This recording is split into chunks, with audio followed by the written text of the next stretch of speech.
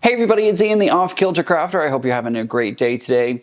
I thought I would start, although a little late in 2023, I thought I would start doing a monthly vlog that talks about some of the projects that I'm working on and maybe gets into some of my personal life, and so that way you can get to know me a little better and find out what projects I'm working on and all that jazz.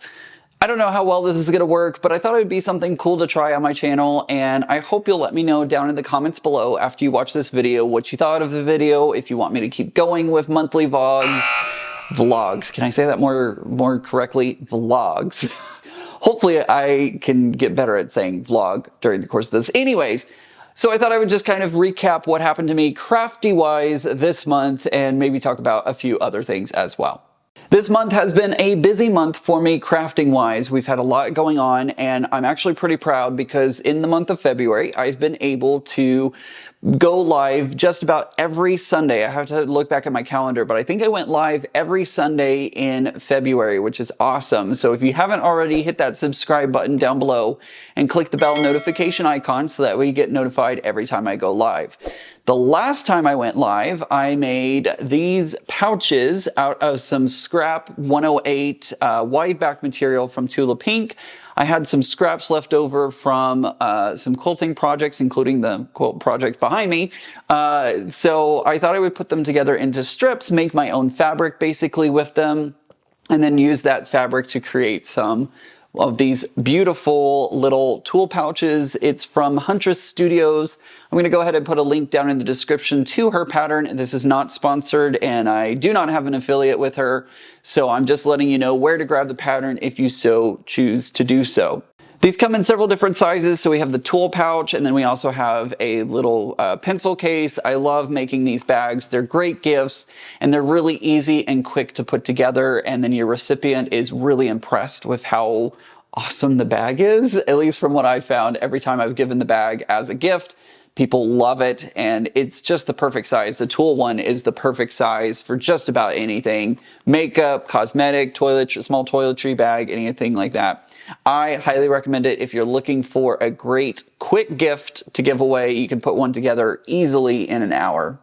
I also have been working some more on a paper pieced project. If you've been watching my paper piecing live videos, you know that I have started working on a quilt that is basically all paper piecing. I'm creating a scene using several different paper piecing patterns.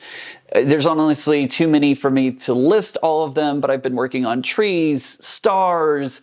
What else have I been working on? I've been working on several different things during the course of live events and live streams, as well as in my own time as well.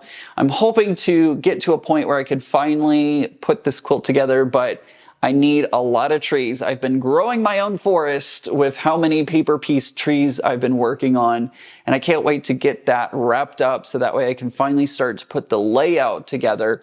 This is the first time I'm taking a quilt on that doesn't have a pattern for it. It has a pattern for the paper piecing, but it doesn't have a pattern for the layout. So I'm kind of creating my own layout, and it's a little bit of a daunting task, if I do say so myself. I've never done anything like it before, and I'm really anxious about figuring out the quilty math of how much space I'm gonna need in between all the different elements. I'll make it happen, and thankfully I have an amazing tutor, guide, Sherpa, whatever you want to call her, my quilter. The Very Thoughtful Quilter is her Instagram handle. She's really great at being able to help me work through my problems and kind of tutor me on the world of quilting. So I really hope that I'm able to get started on actually putting the layout together, because I'm getting close. I feel like I'm getting close in finishing up the actual quilt pieces or the paper piecing pieces. I just need to put them together in an arrangement. I will say this month I had a serious case of the FOMOs. Is that a thing? FOMOs? I had a serious case of FOMO as I did not attend QuiltCon in Atlanta this year, and I've been looking on Instagram and across social media at all the great photos, videos, shorts, reels, everything that's coming out of Atlanta this year. I'm really sad that I didn't get to go this year. It was my own personal choice. I felt like last year when I went, I didn't need to go every single year, and so I did decide to skip this year.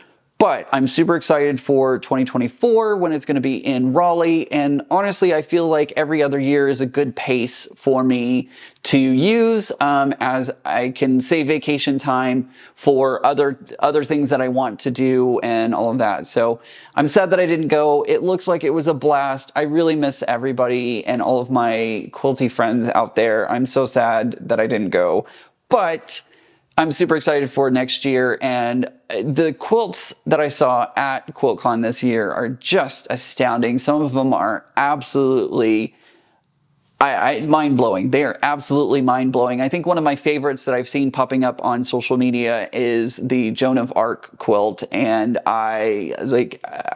it's amazing. It is absolutely stunning, and so I'm going to be very interested to see in 2024 what the quilts look like. And I'm hoping, cross your fingers everyone, I'm crossing my fingers that I can get the paper pieced quilt that I'm working on together and finished in time, because I would love to submit that to QuiltCon in 2024. So cross your fingers that I get it all done and I'm able to submit that quilt in, because it sure would be nice to see one of my own quilts hanging in QuiltCon. I'm ending the month on a little bit of a bummer news. I took my serger. Now, let me back up a little bit and start at the beginning of this. My serger that I purchased is an older serger. I love her to death. She's really great, but she is older. I originally got this serger when my local Bernina store, Sewed Up Bernina, had a silent auction on traded in machines that were still operational, but they were just trade-ins. I could not believe it when I got the phone call that I had won the silent auction for the serger at $1. That's right, I got my serger for $1. So I really shouldn't complain that my serger is needing some pretty expensive repairs. But I took it in to get it fixed because it was starting to skip stitches. It was just not acting right, and I felt like it needed a good tune-up as I had never taken it in. It had a sticker on it saying that it had been serviced in 2020, but I have yet to service it since I had it. And so when I did take it in to get serviced, I was told that it was going to be $300+ to get it repaired. Now, I shouldn't complain. Again, I paid $1 for it, so $300 should not be a big deal, but I could almost buy a brand new serger for that. So I don't know. I'm gonna look. I, of course, looked at a Bernina serger. It is very expensive. It auto threads. It does the air thready thingy. That's amazing. And yes, I could go with a less expensive one, but a lot of times I find, especially with sewing machines, sergers, anything in the sewing industry with, let's be honest, a whole bunch of different industries, you get what you pay for. So I am looking at a higher end one because it would be nice to have that. I'm going to look it over. I'm still mulling it over, thinking what am I going to do? I am also looking on Facebook Marketplace. Tiffany actually suggested that I look on Facebook Marketplace, and I am going to look there to see if maybe I can find a deal somewhere. But I may be purchasing another serger that is newer, and I don't know how I feel about that.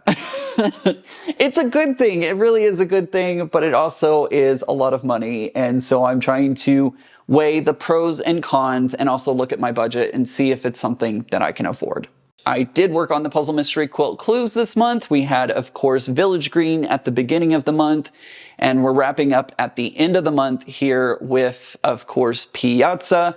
I did work on those clues, and they are all together. I'm so excited that we are in month 8. We just finished month 8. I finished month 8 of Piazza, and we're getting very close to the end of it. And then, of course, we have Village Green, which just started in February, and we have 9 more months to go. Super excited to see where that all goes, and I need to start thinking about extra borders for the Piazza quilt because it's about that time to start ordering extra fabric.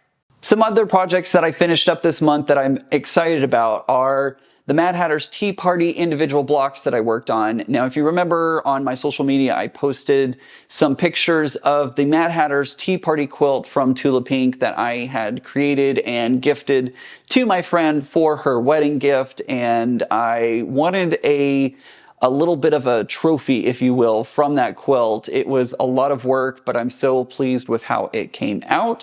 And I had enough fabric left over from the quilt kit that I was actually able to make 2 individual blocks and sew them together in a longer format. So I like how it turned out, and I love this little trophy. It reminds me of the original quilt, and I get to have a piece of that, if you will, and I'm super excited about that.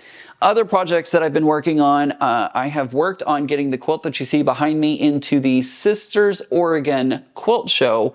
I have not received word as of yet if it actually has been accepted into the show, but I should know soon. Hopefully by the next time I do next month's vlog, I should know soon whether or not that quilt has been accepted. And I'm also trying to see if maybe I might be able to go out to that show. It sure would be nice to see my quilt outdoors, hung with all the other beautiful quilts. That's the interesting thing about this show, is the Sisters Oregon show is outdoors. So all the quilts are hung up in beautiful sunshine. Cross your fingers that it is sunshiny, but it's hung outside on beautiful sunshiny days. And I would love to see my quilt in that show and actually be there. I've also entered 2 quilts into the Dallas Quilt Show that's happening in March. I, of course, entered the one that you see behind me, and then my, I'm not going to say the word because YouTube may want to try and demonetize my video, but it's the 4-letter word that starts with S.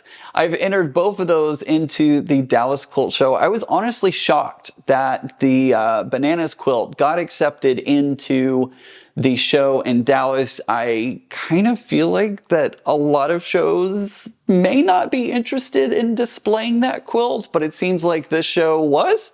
So I'm excited to have that on display, and honestly, I feel like I'm going to be hanging out around that banana quilt. I should call it that banana quilt. I'm excited to hang around that quilt and hear people's responses as they see it and talk about it. That's the fun part about actually attending a show that has your quilt in it. You can walk around and hang around your quilt and see what people have to say, because a lot of times they're not shy about saying things about quilts when they are unaware that the creator is nearby. So I'm excited to see that one. That show is happening in March. If you're going to be at that show, keep an eye out for me, because I will be there and I would love to say hello to you. Alright guys, I think I pretty much covered everything that I'm working on and some goals that I'm working towards next month. I hope everybody enjoyed this video, and if you did, let me know down in the comments if you like this format of video, or if you didn't like it. That's okay too. You can leave me a comment, just let me know what you think of it, because I'm interested to see if this new format is something that fits for me. I hope everybody has a great day, and remember guys, normal's just a setting on the dryer. Bye!